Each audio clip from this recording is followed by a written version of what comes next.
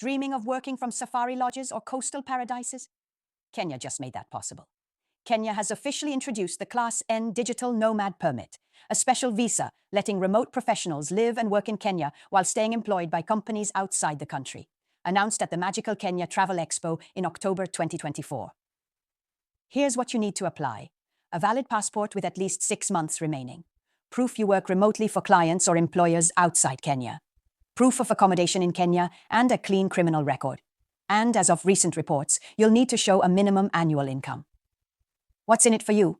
Enjoy extended stays, valid for up to 1 to 2 years with renewal options. Work from Silicon Savannah tech hubs, surf by day, spot wildlife by weekend. Kenya's digital infrastructure is top tier, high-speed fiber and mobile internet in Nairobi, Mombasa, and beyond. No local employer needed. Stay independent, productive, and inspired. Ready to make Kenya your remote office? Kenya is calling. Your digital nomad journey starts now.